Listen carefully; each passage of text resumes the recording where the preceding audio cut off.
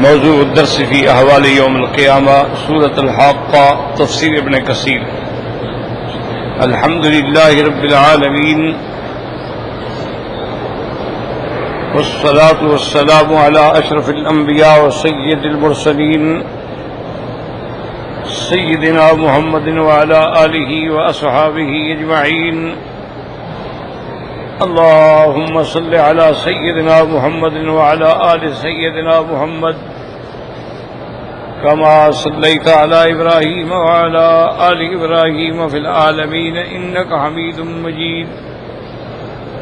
أعوذ بالله من الشيطان الرجيم. بسم الله الرحمن الرحيم. فأما من أوتي كتابه بيمينه فيقول هاؤم اقرءوا كتابيه إني ظننت أني ملاق حسابيه فهو في عيشة راضية في جنة عالية قطوفها دانية كلوا واشربوا هنيئا بما أسلفتم في الأيام الخالية. اللہ تبارک و تعالی نے کلام مقدس کی یہ سورت مبارک میں جو سورت الحاقہ ہے، سب سے پہلے اللہ نے قیامت کے ناموں کا ذکر فرمایا. الحاقۃ ملحاقۃ وما ادراک ملحاقہ. تو یہ اسماء یوم القیامہ میں ہیں. قیامت کے ناموں میں سے ایک نام الحاقہ بھی ہے. اس کے بعد اللہ نے ذکر فرمایا اسلاف الامم المکذبہ ومآلہم، جو امتیں پہلے گزری جنہوں نے تکذیب کی اور پھر اللہ نے ان پر عذاب بھیج کے ہلاک کیا. اختصار کے ساتھ کذبت ثمود وعاد بالقاریہ، جھٹلایا قوم ثمود اور قوم عاد نے اس کھٹکھٹانے والی یعنی قیامت کا تکذیب کی. فَأَمَّا ثَمُودُ فَأُهْلِكُوا بِالطَّاغِيَةِ، جو ثمود تھے اللہ نے ان کو ہلاک کیا ایک حد سے گزرنے والی آواز سے. وَأَمَّا عَادٌ فَأُهْلِكُوا بِرِيحٍ صَرْصَرٍ عَاتِيَةٍ، اور قوم عاد کو اللہ نے ہلاک کیا ایسی ہوا سے جو ٹھنڈی تھی اور حد سے نکل جانے والی. سَخَّرَهَا عَلَيْهِمْ 7 لَيَالٍ و8 أَيَّامٍ حُسُومًا، اللہ نے ان پر مسلط کیا اس ہوا کو 7 راتیں اور 8 دن متواتر. فَتَرَى الْقَوْمَ فِيهَا سَرَعَىٰ، تو دیکھے ایسے قوم پڑی ہلاک ہو گئی. كَأَنَّهُمْ أَعْجَازُ نَخْلٍ خَاوِيَةٍ، گویا کہ وہ ٹنڈ ہیں کھجوروں کے خالی پڑے ہوئے. فَهَلْ تَرَىٰ لَهُم مِّن بَاقِيَةٍ، کیا تو نے دیکھا ان میں سے کوئی باقی بچ گیا اللہ کے عذاب سے.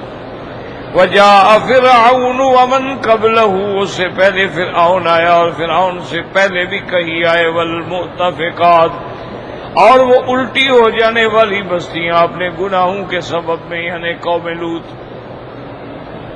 فَعَصَوْا رَسُولَ رَبِّهِمْ، انہوں نے اپنے رب کے رسول کی نافرمانی کی. فَأَخَذَهُمْ أَخْذَةً رَّابِيَةً، پھر اللہ نے پکڑا ان کو پکڑنا زیادہ. اِنَّا لَمَّا طَغَى الْمَاءُ، جب سرکش ہو گیا پانی حد سے نکل گیا. حَمَلْنَاكُمْ فِي الْجَارِيَةِ، ہم نے تم کو سوار کیا اس کشتی میں. یاد رکھو تمہیں تو سوار نہیں کیا، مانا آباء و اجداد، تو وہ بھی تو تمہارے آباء و اجداد تھے، اس لیے حملناکم لِنَجْعَلَهَا لَكُمْ، تاکہ یہ واقعات جو ہیں تمہارے لیے ایک عبرت کا نمونہ بنے، یاد کا نمونہ بنے. وَتَعِيَهَا أُذُنٌ وَاعِيَةٌ، اور یاد رکھیں اس کو یاد رکھنے والے کہ یہ عذاب کیوں آئے، کیسے آئے اور امتوں پہ کیا گزری، تاکہ پھر اس عذاب سے بچیں. فَإِذَا نُفِخَ فِي الصُّورِ نَفْخَةً وَاحِدَةً، اس میں اللہ نے نفخ صور کا ذکر فرمایا. یاد رکھو صور جو ہے وہ 2 دفعہ پھونکا جائے گا، ایک دفعہ سب کی ہلاکت کے لیے اور ایک دفعہ سب کو اٹھانے کے لیے. فَإِذَا نُفِخَ فِي الصُّورِ نَفْخَةٌ وَاحِدَةٌ، اور جب سور میں پھونکا گیا، پھونکنا ایک دفعہ، یہ معنی نہیں کہ ایک دفعہ ہو گیا، نہیں، معنی یہ ہے کہ یہ جو واقعہ ہے یہ ایک دفعہ کا ہے. وَحُمِلَتِ الْأَرْضُ وَالْجِبَالُ، اور اٹھائے جائیں گے زمینیں اور پہاڑ. فَدُكَّتَا دَكَّةً وَاحِدَةً، پھر ان کو ریزہ ریزہ کر دیا جائے گا. فَيَوْمَئِذٍ وَقَعَتِ الْوَاقِعَةُ، پر اس دن ہو جائے گی ہو جانے والی، یعنی قیامت آ گئی. وَانشَقَّتِ السَّمَاءُ فَهِيَ يَوْمَئِذٍ وَاهِيَةٌ، پھٹ گئے آسمان اور اس دن ہوں گے بڑے بودے، بڑے کمزور. وَالْمَلَكُ عَلَىٰ أَرْجَائِهَا، اور فرشتے جو ہیں اس کے کناروں پہ ہوں گے. وَيَحْمِلُ عَرْشَ رَبِّكَ فَوْقَهُمْ يَوْمَئِذٍ ثَمَانِيَةٌ، اور اس دن اٹھانے والے ہوں گے عرش کے 8 فرشتے. تو اس کو اسی طرح رکھیں جیسے قرآن میں ہے، نہ تعویلات کریں اور نہ اس کے بارے میں تشبیہات کے چکر میں پڑیں. جو ظاہر ہے ہمارا ایمان ہے. یومئذ، پانی رکھا اور کہتے ہیں تو آپ لوگوں کو یاد آتا ہے، یار گرم پانی کا گلاس رکھنا کو آسمان گر جاتا ہے. یومئذ تعرضون لا تخفى منکم خافیہ، اس کے 2 ترجمے، یعنی اس دن تم پیش ہوگے اس ذات کے جس کے آگے کچھ چھپا ہوا نہیں. یا بعض علماء نے فرمایا یومئذ تعرضون، کہ جب تم آؤ گے قیامت کے دن اور سب کچھ تمہارے بھی سامنے آ جائے گا، اب کوئی چیز تم سے بھی چھپی ہوئی نہیں رہ جائے گی. تو بہرحال دونوں معنی ٹھیک ہیں کہ قیامت والے دن مخلوقات کے سامنے بھی سب کچھ آ جائے گا، اور جس اللہ کے دربار میں پیش ہونا ہے اس کے آگے بھی کچھ چھپا ہوا.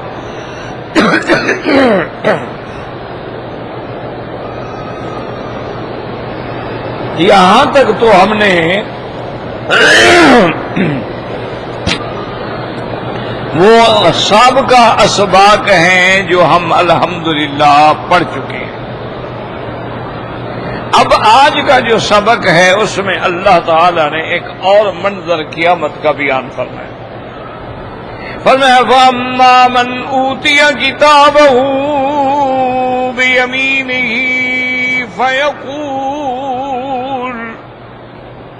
فَيَقُولُ هَاؤُمُ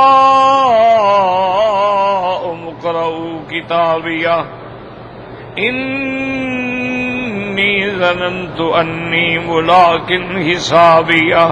تو یاد رکھو کہ قیامت والے دن یہ بھی اس پر بھی ایمان ہے کہ قیامت والے دن نامہ اعمال جو ہیں وہ تقسیم ہوں گے. اسی کو اللہ تبارک و تعالی نے کسی جگہ تو فرمایا اذا الصحف نشرت، جب وہ صحیفے نامہ اعمال پھیلا دیے جائیں گے. اسی کو اللہ نے دوسرے مقام میں وَنُخْرِجُ لَهُ يَوْمَ الْقِيَامَةِ كِتَابًا يَلْقَاهُ مَنشُورًا اقْرَأْ كِتَابَكَ كَفَى بِنَفْسِكَ الْيَوْمَ عَلَيْكَ حَسِيبًا. تو اس کو اچھی طرح سمجھ لیں کہ ہم جو کچھ بھی دنیا میں کر رہے ہیں، ہمارا ہر قول، ہر عمل، ہر فعل جو ہے اللہ کے فرشتے موجود ہیں، وہ لکھ رہے ہیں. اور یہ باتیں کوئی یعنی یہ نہیں کہ بزرگوں نے فرمایا ہے، نہیں، یہ قرآن ہے. کراما کاتبین یعلمون ما تفعلون. اللہ نے فرمایا وہ عزت والے، وہ لکھنے والے جو ہیں وہ جانتے ہیں جو کچھ تم کر رہے ہو. اور اسی مقاطع فرمایا ما یلفظ من قول الا لدیہ رقیب عتید. کوئی بھی زبان سے بات نہیں نکلتی مگر اس پہ نگران ہیں، حفاظت کرنے والے. وجاءت سکرۃ الموت ذلک ما کنت منہ تحید. اسی طرح یاد رکھیں کہ یہ اعمال ہمارے لکھے جاتے ہیں. اور یہ بھی یاد رکھیں کہ جو داہنی طرف میں فرشتہ ہے وہ نیکیاں لکھتا ہے، اور جو بائیں طرف فرشتہ ہے وہ ہمارے گناہ لکھتا ہے۔ اور بائیں طرف کا فرشتہ جو ہے وہ دائنے والے کے ماتحت ہے۔ اللہ کی شان دیکھیں، اس کی رحمت دیکھیں کہ جب انسان سے گناہ ہوتا ہے اور فرشتہ اس کو لکھنا چاہتا ہے تو یمین والا کہتا ہے بھی ٹھہر جاؤ مت لکھو، ابھی صبر کرو تھوڑا۔ وہ کہتے ہیں اس نے گناہ کیا، وہ کہتا ہے ٹھہر جاؤ، پتہ نہیں توبہ کر لے تو پھر توبہ بھی ساتھ لکھ دینا۔ تو بہرحال ہمارا ہر عمل جو ہے وہ لکھا جا رہا ہے۔ اور حضور پاک صلی اللہ علیہ وسلم نے فرمایا کہ جب انسان مر جاتا ہے انقطع عمل ہو، عمل بھی ختم، تو بھی صحیفہ بھی اس کا لپیٹ دیا ہے۔ اور یہ بھی قرآن کے مطابق عقیدہ ہے کہ جو ہمارے اعمال لکھے جاتے ہیں، جو صالح لوگوں کے اچھے عمل ہیں وہ علیین میں ہیں، علیین 7ویں آسمان پہ، اور جو کفار ہیں ان کے اعمال جو ہیں وہ سارے کے سارے، اور کتاب جو ہے وہ سجین میں۔ اب یہاں پر زنادقہ نے، ملاحدہ نے، منکرین اسلام نے، منکرین خدا و رسول اور منکرین قرآن نے ایسے عقلی شبہات پیش کیے ہیں کہ جی وہ فرشتے کہاں ہیں، ہمیں نظر نہیں آتے ہیں، ہم نے ان کو دیکھا نہیں ہے، اور فرشتہ تو اتنی قوت طاقت والا ہوتا ہے، وہ ہمارے کندھوں پہ کیسے بیٹھے ہوئے ہیں۔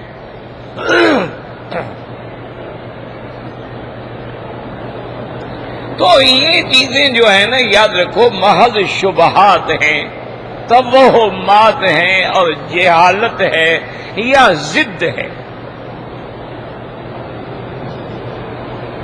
اب دیکھیں اللہ تبارک و تعالیٰ کے کتنے سیارات ہیں جو آسمان اور زمین کے درمیان میں معلق ہیں، ان کو کیسے کھڑا اللہ نے روکا ہوا ہے۔ یہ چاند جو ہے، یہ سورج جو ہے، یہ زمین سے بڑا ہے۔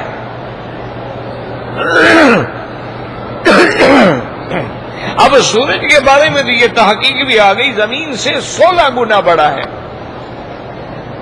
لیکن معلق ہے۔ اب کیسے کھڑا ہو، اس کا کمال ہے، قدرت ہے، اس کا حکم ہے۔ اسی طرح ایک صحیح حدیث مبارک میں آتا ہے کہ حضور پاک صلی اللہ علیہ وسلم کے صحابی حضرت سعد فوت ہوئے رضی اللہ تعالی عنہ، بڑے بھاری آدمی تھے۔ تو صحابہ نے عرض کیا کہ یا رسول اللہ، سب عجیب بات ہے کہ حضرت سعد تو بڑے بھاری آدمی تھے، لیکن جب ہم جنازہ ہم نے اٹھایا تو بالکل جنازے میں وزن ہی نہیں تھا۔ تو یہ کیا وجہ ہے؟ حضور نے فرمایا تمہیں پتہ نہیں، اللہ کے فرشتے بھی اس کا جنازہ اٹھا رہے ہیں۔ تو اب کسی اور کو نظر نہیں آئے، اللہ نے حضور پاک کو دکھلا دیے۔ اچھا، اسی طرح بالکل یہ بھی قرآن پاک میں موجود ہے کہ جب جنگ بدر ہوئی، حضور صلی اللہ علیہ وسلم مدینہ منورہ سے تشریف لائے، ابو جہل اپنی فوجیں لے کے مکہ سے روانہ ہوا، تو راستے میں ابلیس لعین جو ہے، شیطان جو ہے، اس نے ایک سردار کی شکل بنائی اور گھوڑے، بڑے خوبصورت گھوڑے پہ سوار ہو کے وہ بھی ابو جہل کو ملا، اور اس نے کہا کہ مجھے پتہ چلا ہے کہ تم حضور کے مقابلے میں جا رہے، میں نے بھی اپنے قبیلے کو حکم دے دیا ہے، میرا قبیلہ بھی وہاں بدر میں پہنچے گا، اس دفعہ ختم کر دو مدینے والوں کو۔ ابو جہل بڑا خوش ہوا کہ اور امداد آ گئی۔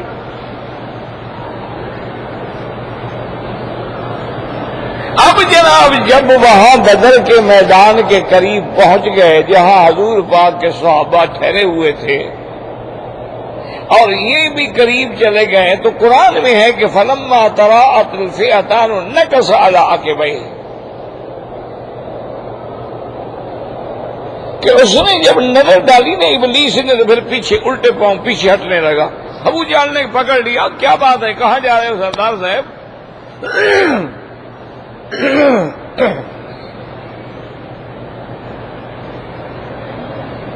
کہنے کا بس میرا اب تم سے کوئی چیز نہیں، بری منکم۔ انہوں نے کہا بھی بات کیا ہے؟ انہوں نے کہا انی ارام ما لا ترون، جو میں دیکھ رہا ہوں تم نہیں دیکھ سکتے ہو۔ اس نے تو دیکھ لیا کہ وہاں تو جناب فرشتے آئے کھڑے ہیں، تو فرشتوں سے کون لڑے گا؟ تو یہ اللہ کی قدرت ہے، وہ دکھلانا چاہیں دکھلا دیں، نہ دکھلائیں نہ دکھلائیں۔ یہ حالت کی باتیں ہوتی ہیں کہ جو چیز ہمیں نظر نہ بھی، ہمیں تو اپنی روح بھی نظر نہیں آتی، ہمیں تو پھولوں کی خوشبو آتی ہے لیکن خوشبو نظر نہیں آتی، ہمیں ہوا لگ رہی ہے لیکن ہوا نظر نہیں آتی۔ تو یہ تو بات نہیں ہوتی کہ جو چیز نظر نہ آئے یعنی وہ وجود، یعنی جو اس کا وجود ہی نہیں ہے، یہ جہالت کی بات ہے۔ اللہ کے فرشتے ہیں، دن کے فرشتے الگ ہیں، رات کے فرشتے الگ ہیں، حفظہ الگ ہیں، سیاحین ملائکہ جو ہیں وہ الگ ہیں، کرامن کاتبین جو ہیں وہ الگ ہیں، کوئی ایک فرشتہ ہے۔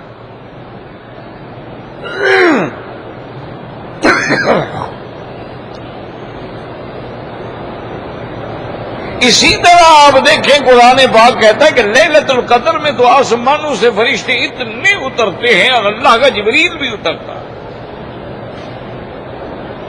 صبح تک ملائکہ آ رہے ہیں اور جا رہے ہیں اور آ رہے ہیں اور جا رہے ہیں۔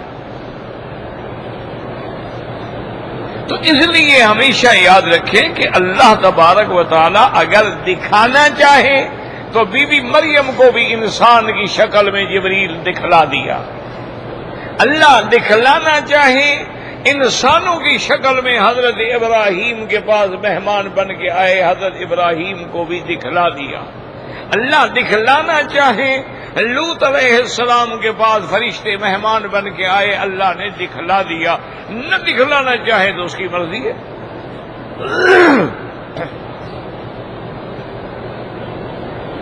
اب اسی طرح یاد رکھیں کہ جب قیامت کا دن ہوگا، اولین و آخرین جو ہے سب میدان محشر میں جمع ہوں گے، تو وہاں پر اللہ تعالی کے حکم سے وہ صحائف تقسیم ہوں گے۔ اب نامہ اعمال جس کو داہنے ہاتھ میں ملے گا وہ ایمان والے، اور جن کو بائیں ہاتھ میں ملے گا وہ کافر۔ ایک موٹی بات یاد رکھو، پہلی تقسیم یہ ہوگی اصحاب الیمین و اصحاب الشمال، داہنے والے اور اس کے بعد بائیں والے۔ اس کو قرآن پاک نے متعدد آیات میں ذکر فرمایا، وَأَمَّا إِن كَانَ مِنْ أَصْحَابِ الْيَمِينِ فَسَلَامٌ لَكَ مِنْ أَصْحَابِ الْيَمِينِ۔ اللہ نے وہاں ذکر فرمایا، اور کسی جگہ اللہ تبارک و تعالی نے فرمایا اصحاب المیمنۃ ما اصحاب المیمنہ واصحاب المشأمۃ ما اصحاب المشأمہ۔ اسی طرح اللہ تبارک و تعالی نے فرمایا اصحاب الیمین، اور کہیں فرمایا اصحاب الشمال۔ یاد رکھو پہلی تقسیم یہ ہے، اصحاب الیمین ایک طرف، اصحاب الشمال ایک طرف، یعنی جس نے کلمہ پڑھا ہے، جس کی موت ایمان پہ آئی ہے وہ ایک طرف ہو گئے، اور جس کی موت کفر پہ آئی ہے وہ ایک طرف ہو گئے۔ اب اصحاب الیمین کے اندر پھر درجات ہیں، پھر تقسیم ہے۔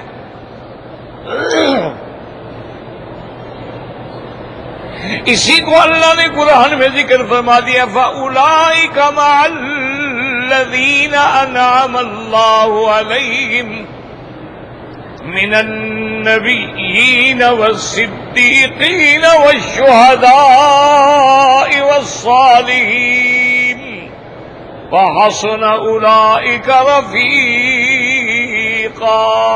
اللہ نے فرمایا پھر انعام والے جو ہیں سب سے بڑا درجہ انبیاء کا،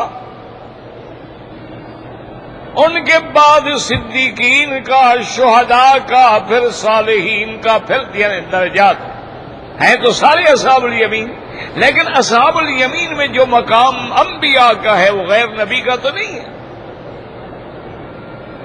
اور یہ بھی یاد رکھ لیں کہ تمام مخلوق میں افضل مقام جو ہے انبیاء کا ہوگا، ان سے افضل جو ہے وہ اللہ کے رسولوں کا ہوگا، ان سے افضل جو ہے وہ اولو العزم من الرسل کا ہوگا، اور سب سے افضل جو ہے مقام وہ حضرت محمد مصطفیٰ کا ہوگا صلی اللہ علیہ وسلم۔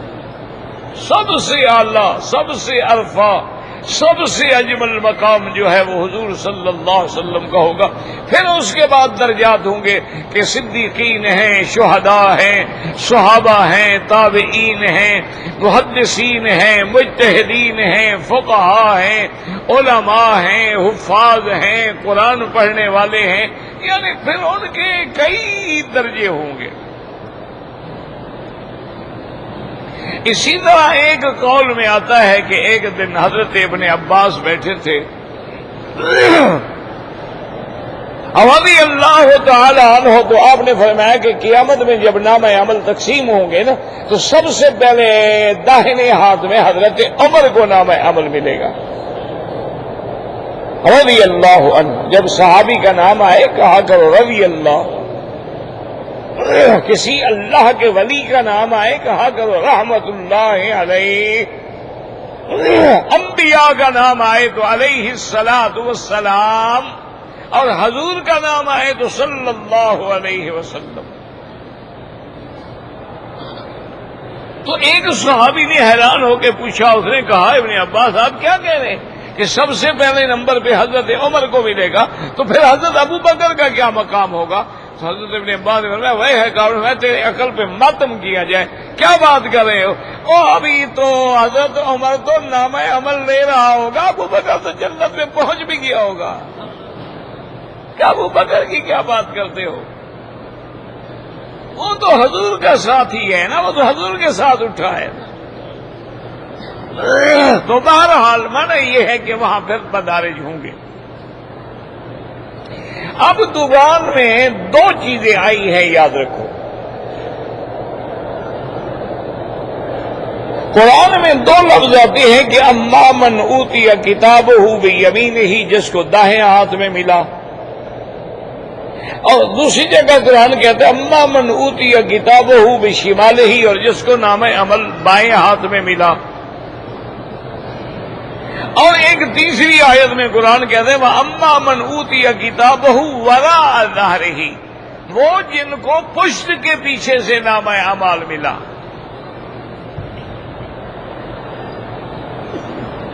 تو دائیں ہاتھ میں ملنا الگ بات ہے اور پشت سے ملنا الگ بات ہے، تو بظاہر آیات میں تعارض معلوم ہوتا ہے۔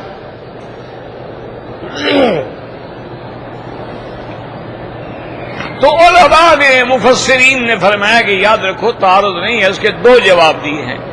بعض علماء نے فرمایا کہ بات یہ ہے کہ کافروں میں بھی تو کئی قسمیں ہیں نا، تو ان میں بعض کو تو دائیں ہاتھ میں ملے گا اور بعض کو جو ہے پشت کے پیچھے سے ملے گا۔ جیسے دنیا میں بھی آپ دیکھیں کئی مجرم ہوتے ہیں، کسی کو تو سیدھے ہاتھ میں ہتھ کڑی لگا دی جاتی ہے، اور کسی کو الٹے ہاتھ میں ہتھ کڑی لگائی جاتی ہے، اور کسی کو اس کے ساتھ پھر پاؤں میں بھی بیڑیاں لگائی جاتی ہیں۔ تو وہاں بھی انہوں نے کہا کہ حالات جرم کے مطابق ہوں گے، کسی کو دائیں ہاتھ میں دے دیا جائے گا اور کسی کو جو ہے وہ پیچھے۔ اور بعض علماء نے یہ بھی فرمایا ہے کہ قیامت والے دن اللہ ان کو سزا یہ دیں گے کہ ان کا ہاتھ نکال کے پیچھے لگا دیا جائے گا، کہ ان کا ہاتھ جو ہے وہ نکال کے اپنی جگہ سے پیچھے لگا دیا جائے گا، تاکہ ہر کام جو ہے تم پیچھے کرو. جیسے تم نے ہمارے احکام کو دنیا میں وراء ظہورہم پشت کے پیچھے پھینک دیا تھا، آج تمہیں بھی وہی سزا مل رہی ہے.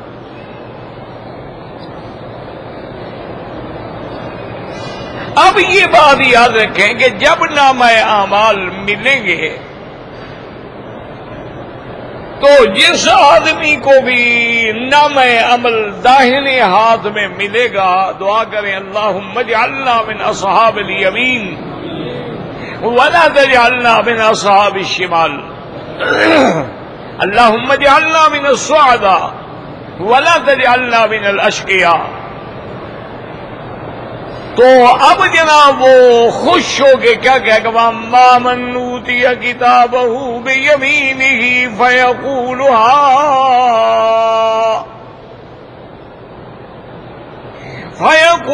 هَاؤُمُ اقْرَءُوا كِتَابِيَهْ. جس کو داہنے ہاتھ میں نامہ عمل ملے گا وہ بلائے گا سب کو، ادھر آؤ ادھر آؤ ادھر آؤ، میرا نتیجہ آ گیا، دیکھو پڑھو دیکھو دیکھو.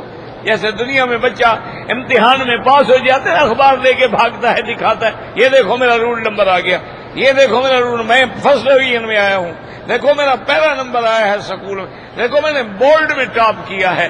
وہ دکھا رہا ہے، سب کو دکھا رہا ہے خوش، وہ بھی اسی طرح دکھائے گا، کہے گا آؤ دیکھو تو صحیح مجھے کیا نمبر مل گئے. اور پھر یہ کہے گا کہ ایسا کیوں ہوا، انی ظننت انی ملاق حسابیا. یاد رکھو کہ ظن یظن ظننت اصل معنی تو ظن کا ہے گمان.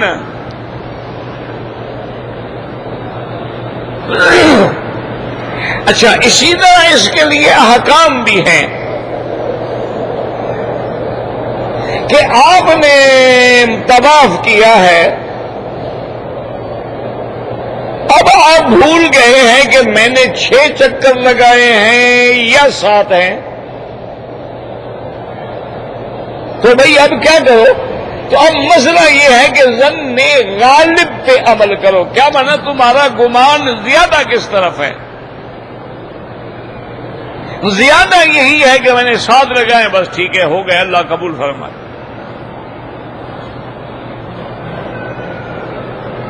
تم نے نماز پڑھی، اندھیری رات تھی، تم نے اپنی طرف سے کوشش کی اور تم نے کہا بھی میرے خیال میں کعبہ شریف بالکل اسی طرح ہے. آپ نے نماز پڑھی، اچھا جب روشنی ہوئی تو پتہ لگا تو کعبہ شریف تو ادھر تھا، ہم نے تو نماز ادھر پڑھی اور پھر میں قبول ہو گئی بس. تو یہ اس کو کہتے ہیں ظن غالب، کہ آدمی اپنے ظن غالب پہ عمل کرے. اچھا کبھی معنی میں ہوتا ہے ظن بمعنی مطلقاً گمان کے ہوتا ہے. اب گمان بہتر بھی ہوتا ہے اور شر بھی ہوتا ہے. تو ہمیں حکم یہ ہے کہ ظن المؤمنین خیرا، مومنوں کے بارے میں اچھا گمان رکھو،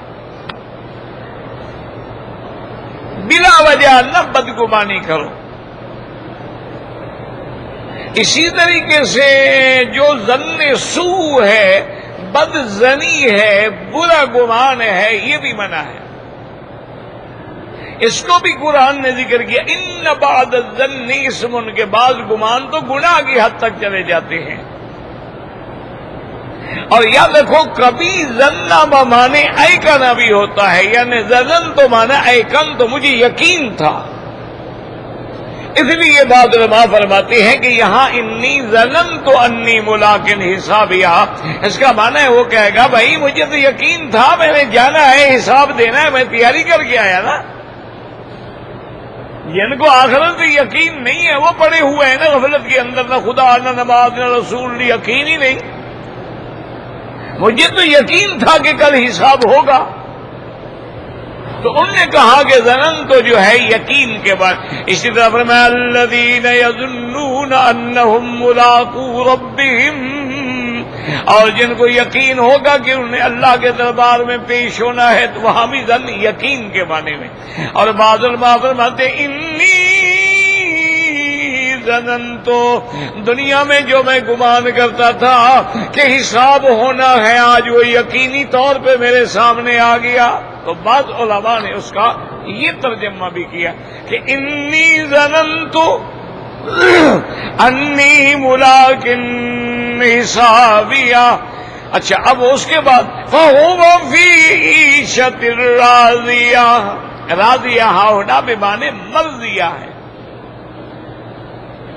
اچھا عیشہ راضیہ کیا معنی ہوتا ہے؟ علماء نے فرمایا اس میں 3 صفتیں ہوتی ہیں کہ ہر نعمت بھی ہو اور پھر کسی قسم کا رنج بھی نہ ہو اور وہ نعمت کبھی چھینی بھی نہ جائے.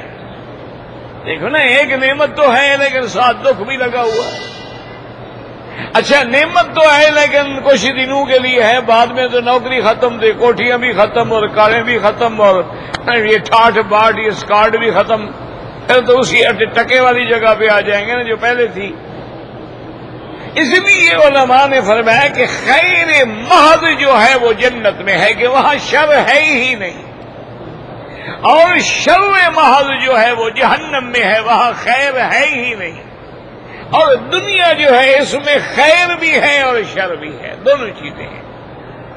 اس لیے اللہ نے فرمایا کہ میرا وہ بندہ جو اصحاب یمین میں ہوگا فَهُوَ فِي عِيشَةٍ رَاضِيَةٍ فِي جَنَّةٍ عَالِيَةٍ. اچھا ایسی جنت میں جو اونچی، کیا معنی؟ بعد میں فرمایا اونچے کا معنی یہ ہے کہ جنت ہے ہی آسمانوں میں، اونچی تو ہے نا. اور بعض علماء نے فرمایا کہ نہیں، اونچے ہونے کے علاوہ عالی شان والی، اس کا شان ہی نرالا ہوگا. فی جنت عالیۃ، وہ عظمت والی وہ شان والی قیامت ہوگی. اور اس کے بعد فرماتی ہیں قطوفہا دانیۃ، اور پھلوں کے گوشے جو ہیں لٹک رہے ہوں گے. یعنی دنیا میں بندہ فروٹ کے پیچھے بھاگتا ہے اور جنت میں اللہ ان کو مومن کے تابع کر دیں گے. وہ مرضی آئے بیٹھے بیٹھے اشارہ کر لے، کھڑے ہو کے اشارہ کر لے، جیسے کہے کلوا واشربوا ہنیئا، اللہ حکم دے گے کھاؤ پیو عیش کرو مزے کرو. بما اسلفتم فی الایام الخالیہ، چونکہ دنیا کے اندر تم نے میرے لیے بھوک برداشت کی ہے، پیاس برداشت کی ہے، مشقت برداشت کی ہے، تکلیفیں برداشت کی ہے، تو آج اللہ آپ کو بدلہ دیں گے. اللہم ارزقنا الفردوس الاعلی.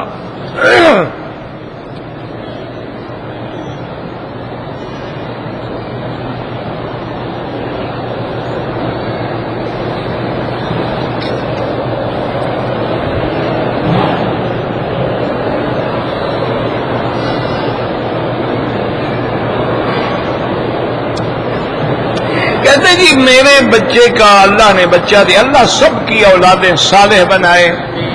میرا بھائی آپ نے جو پہلے نام محمد اویس ہے، دیکھیں نا یہ 2 نام ہیں. محمد ایک مکمل نام ہے، یہ ہمارے یہاں بڑی غلطی ہوتی ہے، ہم 3 نام اکٹھے کر دیتے ہیں. محمد ایک سب سے پیارا نام ہے، اویس الگ نام ہے، اویس کرنی، اویس جو ہے وہ الگ نام. تو بہرحال اب اس کا نام آپ نے رکھنا ہے تو صحابہ میں انس نام ہے، صحابہ میں صہیب نام ہے، صحابہ میں خبیب نام ہے. کوئی نام رکھ لیں، صحابہ میں سے کسی کا نام رکھ لیں.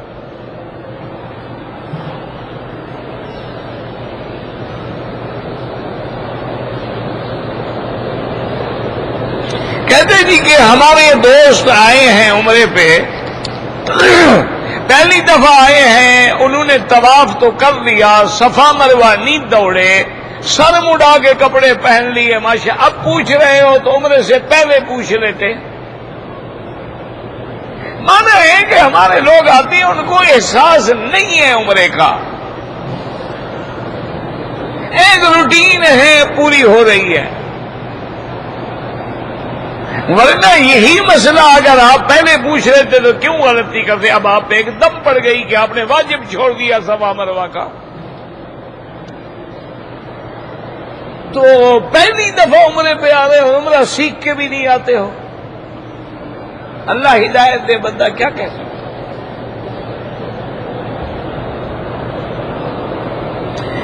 طواف کے بعد جو 2 رکعت ہیں وہ امام ابو حنیفہ رحمت اللہ علیہ کے نزدیک یاد رکھو واجب ہیں۔ اگر نہیں پڑھے گا تو اس کو بعد میں بھی پڑھنی چاہیے ہر حال میں، چونکہ واجب کی ان کے نزدیک قضا ہے، اور باقی ائمہ کے نزدیک وہ سنت ہیں، وہ بھی کہتی ہے ہر حال میں پڑھے، لیکن نہ پڑھے تو قضا نہیں ہے۔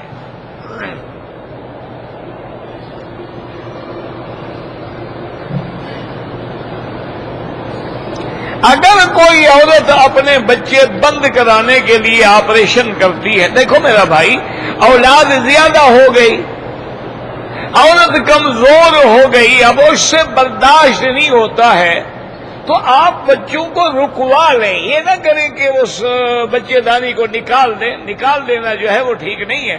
آج کل تو آسان بات، ایک بڑا سا لائٹ قسم کا چھوٹا سا مائنر آپریشن ہوتا ہے، وہ جو ٹیوب ہے نا اس کو ذرا الگ کر لیتے ہیں بس، تاکہ خدا نہ کرے پھر کبھی ضرورت ہو ٹیوب جوڑی جا سکتی ہے۔ ایک آدمی نے مجھے آگے بتلایا، اس نے کہا کہ جی میرے 3 بچے تھے، 2 لڑکے تھے اور 1 لڑکی تھی، ہم نے بڑی خوشیاں منائی، اور اس کے بعد میں نے اور بیوی نے بھی مشورہ کیا، اور ہم نے جا کے جو ہے مستقل طور کے بیوی کا آپریشن کرا کے وہ یعنی بچے دانی ہی نکال دی۔ میں نے کہا 3 ہو گئے بس کافی ہو گئے۔ وہ کہتے ہیں جی خدا کی شان یہ ہے، اللہ معاف کرے، اللہ معاف کرے۔ ایک عالم سے ہم نے پوچھا، اس نے کہا بھائی تم غلطی کر رہے ہو، بچہ دانی نہ نکالو، وقتی طور پہ روک لو، لیکن ہم نے نہ مانا، بہرحال ہم نے کرا دیا، ایکسیڈنٹ ہوا، 3 بچے ایک ہی دفعہ میں ختم ہو گئے۔ اب وہ کہتے ہیں ہم جناب بیٹھے رو رہے ہیں کہ اب کیا کریں، تو اب میں سوچ رہا ہوں کہ دوسری شادی کروں اور کیا کروں۔ تو اسلام کا حکم ہے کہ اگر مجبوری ہے، کمزوری ہے، بیماری ہے، وقفہ کر لو، 1 سال 2 سال 3 سال 4 سال، اور بڑا آسان ہے، مشکل بھی نہیں ہے۔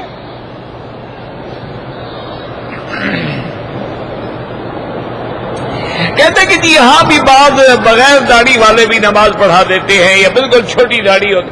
دیکھو بھائی بات یاد رکھو، ایک ہے نماز کا ہو جانا، وہ تو ہر مومن کلمے پڑھنے والے کے پیچھے فاسق ہے، فاجر ہے، گناہگار ہے، جیسا ہے نماز ہو جاتی ہے۔ ایک ہے شریعت کے احکام کے، ہم نے مسجد میں امام رکھنا ہے، یا ہم سفر میں جا رہے ہیں، تو اب حضور کا حکم ہے فَلْيَؤُمُّكُمْ أَعْلَمُكُمْ بِكِتَابِ اللَّهِ فَلْيَؤُمُّكُمْ أَقْرَأُكُمْ، امام اس کو بناؤ جو قرآن و سنت کا عالم ہو اور قاری ہو، اور جو قرآن کا عالم ہوگا داڑھی تھوڑی منڈوائے گا۔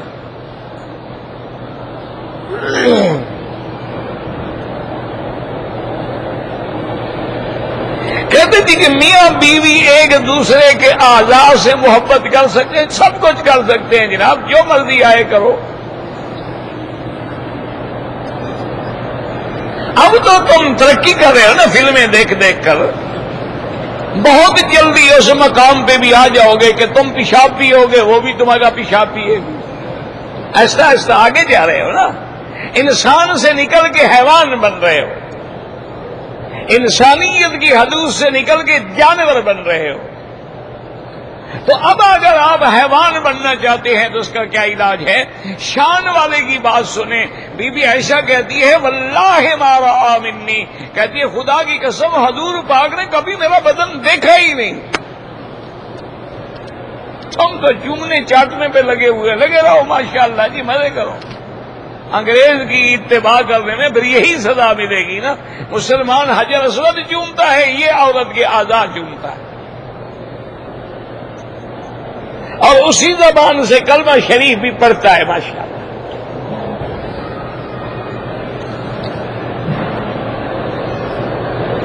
کہتے جی کہ اگر یعنی ساز نہ ہوں تو بیوی سے میں گانا سن سکتا ہوں؟ بالکل جناب، کیوں نہ سنیں؟ بیوی ہے تمہاری، گانا سنو، کچھ سنو۔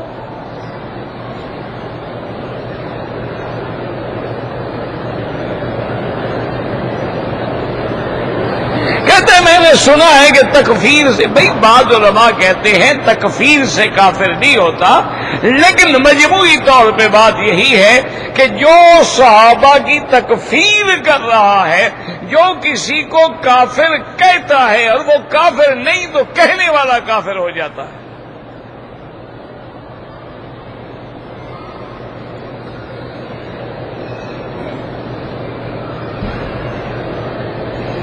کہتے جی کہ ایک بدعتی نے کہا کہ ہم حضور کو یا رسول اللہ اس لیے کہتے ہیں کہ قرآن میں اللہ نے کہا ہے نا کہ یا عیسیٰ یا ابراہیم، تو اللہ نے کہا بندے نے کہا ہے؟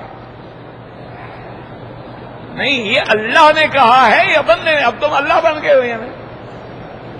انا للہ و انا الیہ، کتنا بڑا جاہل ہے بھئی۔ حضور جب سامنے موجود ہوتے تھے صحابہ نہیں کہتے تھے یا رسول اللہ؟ اللہ کے سامنے تو ہر چیز ہے، تو اللہ کیوں نہیں کہیں گے یا عیسیٰ یا ابراہیم؟ قد صدقت الرؤیا نادیناہ ان یا ابراہیم یا نوح انہ لیس من اہلک۔ تو اللہ اگر کہتے ہیں اس کے تو سامنے ہر چیز موجود ہے، تو حضور جب موجود ہوتے تھے صحابہ بھی کہتے تھے یا رسول اللہ، زندگی میں سب آگے کہتے تھے یا رسول اللہ۔ بات تو یہ ہے کہ وفات کے بعد غائبانہ طور پر حرف ندا لگانا ناجائز ہے۔ مسئلہ سمجھا کرو۔ اب انہوں نے کہا تو دماغ ہی الٹا ہے نا، وہ تو 11 کوكباً سے 11ویں نکال لیتے ہیں، تو ان کا کیا علاج ہے؟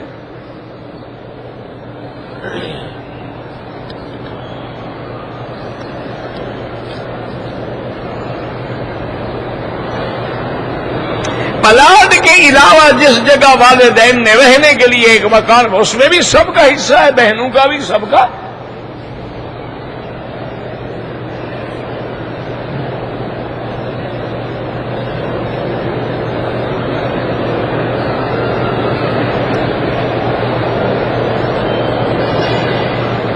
اگر بچی کا ذہنی توازن خراب ہے اس پہ کوئی جرمانہ نہیں۔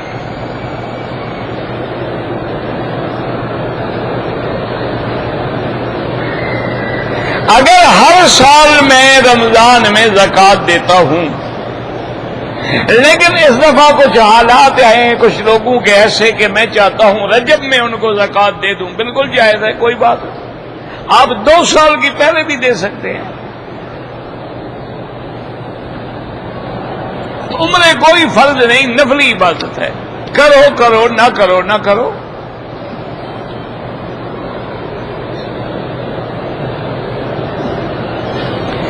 مجھے ایک دوست نے خاکے شفا دی ہے۔ میرا بھائی حضور پاک کی حدیث میں ہے، ہمارا ایمان ہے کہ صحابہ جب بیمار ہو گئے تو آقا نے فرمایا کہ یہ انگلی ہے نا، یہ اس کو یوں لگاؤ، زبان پہ لگا کے فرمایا مٹی پہ لگاؤ۔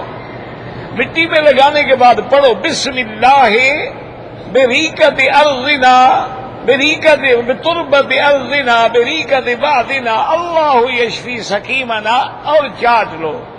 تو صحابہ نے کیا تو شفا ہو گئی۔ اس لیے علماء نے فرمایا کہ مدینہ منورہ کی مٹی جو ہے وہ شفا ہے۔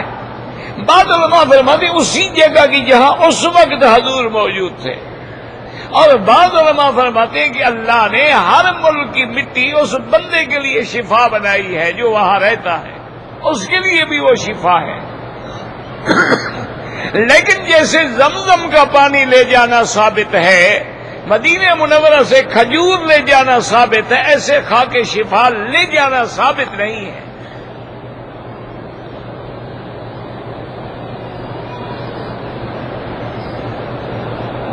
میں نے اپنے بیٹے کا نام صبور ضیاء رکھا ہے۔ یہ کوئی نام ہے صبور؟ عبد الصبور رکھو۔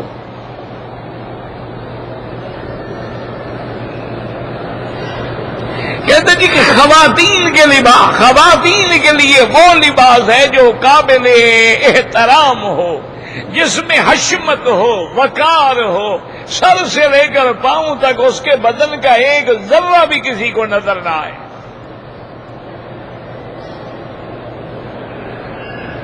فیملی پلاننگ بالکل ناجائز ہے۔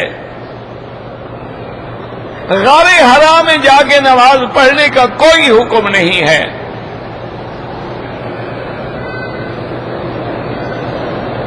میں اگر مدینہ منورہ سے واپس آتے ہوئے عمرہ اپنے والد کے لیے کر لوں، بالکل کر لیں، والد والدہ جس کے لیے چاہیں۔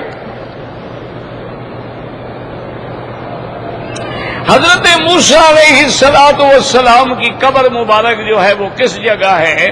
گزارش یہ ہے جناب کہ آپ کو کعبہ شریف کے بعد بھی قبروں کی پریشانی کیوں ہے؟ ایک مسئلہ تو مجھے سمجھاؤ، خدا نے کعبہ بھی دکھا دیا، مدینہ منورہ بھی، ابھی بھی قبروں کی تلاش میں پھر رہے ہو۔ اچھا، اگر موسیٰ علیہ السلام کی قبر مل جائے تو کیا کرو گے؟ سجدہ کرنا ہے۔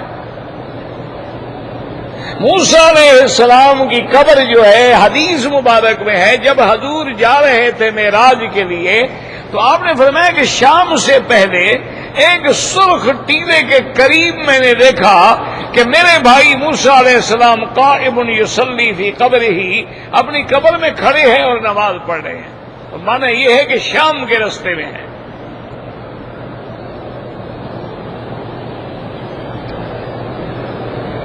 کہتے جی تبلیغ کرنا ٹھیک ہے، کر کے دیکھ لو جناب۔ اب یہ بھی بات ہے کہ مسلمان پوچھے کہ تبلیغ کرنا ٹھیک ہے؟ انا للہ و انا الیہ راجعون، یہی کہہ سکتے ہیں کہ تمہارے عقل پہ کوئی ماتم کرے۔ اللہ کا حکم ہے، تبلیغ نبی پاک کا عمل ہے، پوری امت کو حکم ہے کہ کنتم خیر امت اخرجت للناس تأمرون بالمعروف وتنہون عن المنکر، اور میرے مدنی پاک کا حکم ہے بلغوا عنی ولو آیۃ، میرے مدنی پاک کا حکم ہے فلیبلغ الشاہد الغائب۔ تو اب عجیب بات ہے کہ مسلمان پوچھے کہ جی تبلیغ کرنا ٹھیک ہے، اور تبلیغ کرنے والے جو ہیں ٹھیک ہے جی آپ ساتھ چلے جائیں، دیکھ لیں، اگر وہ چور ڈاکو ہیں تو ساتھ چھوڑ دینا، تجربہ کر لو۔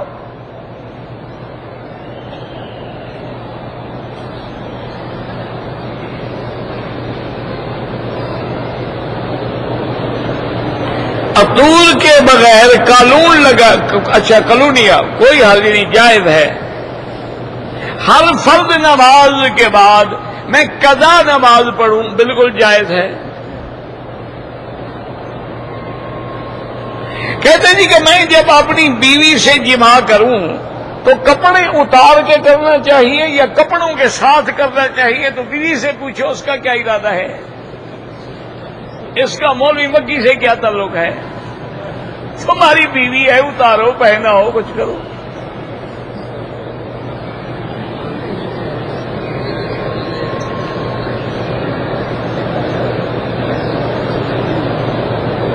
کہتے ہیں جی کہ میں 2 رکعت سنت پڑھ رہا تھا، میرے پیچھے ایک آدمی نے فرض کی نیت کر لی۔ حنفی مسلک میں تو نماز نہیں ہوتی، وہ یہ کہتے ہیں کہ امام کو مقتدی سے قوی ہونا چاہیے، نہ کہ ضعیف ہونا چاہیے، کہ امام تو کمزور ہو اور پیچھے فرض والا ہو۔ لیکن امام احمد بن حنبل رحمۃ اللہ علیہ کے نزدیک جائز ہے۔ اس کو کہتے ہیں کہ صلاۃ المفترض خلف المتنفل، یہ بڑا مسئلہ اختلافی ہے۔ بہرحال جو پڑھتے ہیں ان کو برا نہ کہو، اور جو نہیں پڑھتے ان کے پاس بھی دلائل ہیں۔ یہ چھوٹے مسئلے ہیں اعلیٰ اولا کے، یہ کوئی جھگڑے والے ہیں ہی نہیں۔ عمرہ کرنے کے بعد طواف کے چکر مجھے بھول گئے، گھر گیا پھر یاد، تو آگے پھر شروع کر کے پورے کر لو۔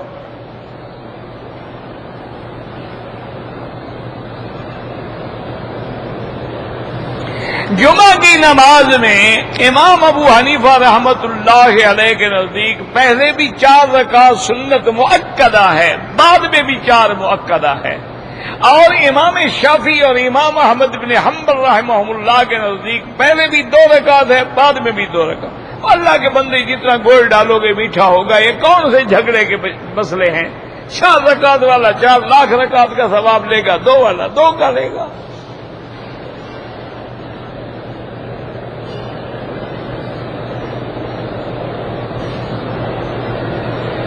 اگر کوئی آدمی قرضہ اتارنے کے لیے یا بچوں کی شادی کے لیے 2 رکعت نماز پڑھ کے دعا، بالکل، وہ تو حدیث میں اذا حضبہ امر بعد عید الصلاۃ، جب حضور پاک کو کوئی امر پیش آتا تو آپ نماز میں توجہ فرماتے تھے۔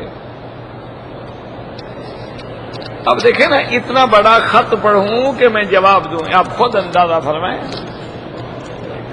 زندگی مجھے خود مل لو، آ کے پوچھ لینا عشاء کے بعد۔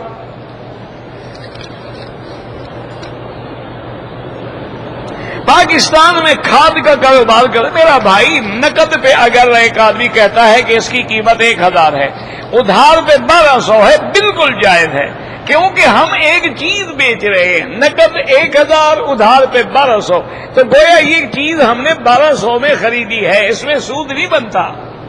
سود تو وہ ہوتا ہے نا، میں کہوں 1000 مجھے دے دو، میں تمہیں 1200 دوں گا، تو وہ 200 کس چیز کے عوض ہے؟ یہاں تو ہم چیز دے رہے ہیں نا۔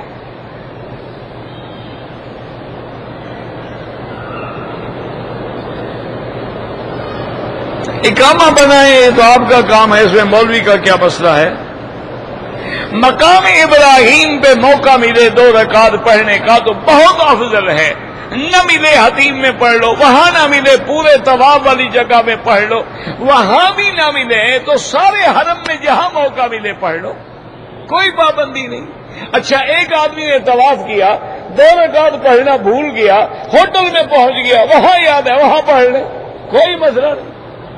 اللهم صل على سيدنا محمد وعلى آل سيدنا محمد كما صليت على إبراهيم وعلى آل إبراهيم في العالمين إنك حميد مجيد يا حي يا قيوم برحمتك أستغيث يا مسبب الأسباب يا مفتح الأبواب يا دليل المتحيرين يا مفرج المحزونين يا غياث المستغيثين أغثنا أغثنا أغثنا عليك توكلنا وإليك أنبنا یا حی یا قیوم برحمتک نستغیث یا حی یا قیوم برحمتک نستغیث اللهم اصرف عنا وعن اهلنا واولادنا وبلادنا كيد الكائدين وحقد الحاقدين وحسد الحاسدين ومكر الماكرين وسحر الساحرين وظلم الظالمين یا قوی یا عزیز، یا اللہ بیماروں کو شفا عطا فرما، یا اللہ بیماروں کو شفا عطا فرما، یا اللہ بیماروں کو شفا عطا فرما، یا اللہ ہماری روحانی جسمانی بیماریاں کمزوریاں پریشانیاں اپنی رحمت سے دور فرما،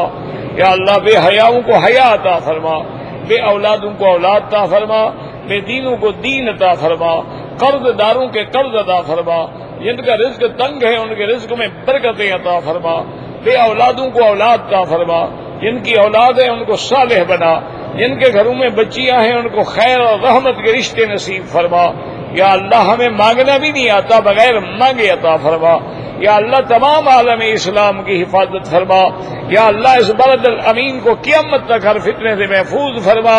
سبحان ربک رب العزت عما یصفون والسلام علی المرسلین والحمد للہ رب العالمین، آمین برحمتک یا ارحم الراحمین۔